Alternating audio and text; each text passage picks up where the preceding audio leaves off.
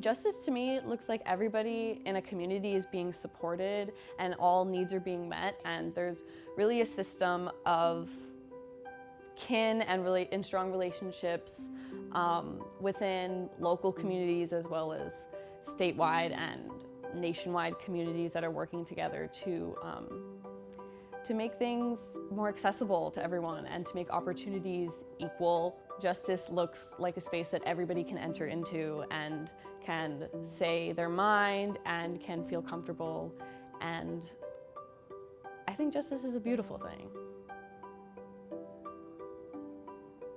My vision of a just world is one where our worth and our contributions aren't measured by how much we work, and rather it's measured by how much we contribute to each other and be in community with one another, and also not being dependent on systems that are punitive, but rather being dependent on each other and forming care communities within ourselves. Rooted in Indigenous peacemaking practices, restorative justice, or RJ, is an alternative to retributive justice, which governs our current punitive justice system.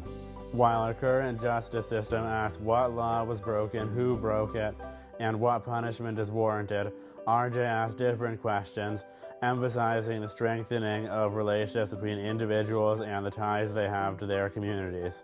RJ recognizes that our current justice system is broken and fails to bring true justice to most people, especially those in marginalized communities. It focuses on who was harmed, what the needs and responsibilities of everyone affected are, and how the parties involved can together address their needs and repair harm. RJ can seem like a very abstract concept, but there are people across the country working to implement it in local courts, high schools, and on college campuses. Palante, for example, is an organization based in Holyoke, Massachusetts that formed to address the high suspension rates at Holyoke High School. Now, instead of missing school with suspensions, students can participate in Indigenous circle practices that focus on healing their relationships with those they've harmed.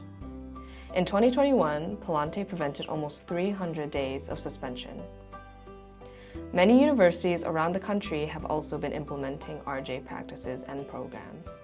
Brown University, for example, has a restorative justice program that supports its students. There are even groups right here at UMass Amherst working to make it a reality at our school. The Restorative Justice Campaign is one of the campaigns run by our UMass agency, the Center for Education, Policy, and Advocacy, aka CEPA, at UMass Amherst. CEPA is one of UMass's agencies. We support students in their activism and advocacy and believe that when you teach someone to advocate for themselves, they learn to advocate for others. CEPA's RJ campaign focuses on the implementation of RJ values and practices at UMass, emphasizing education and awareness. Our goal is to establish a restorative justice program on campus that is fully funded by UMass and has relationships to local courts.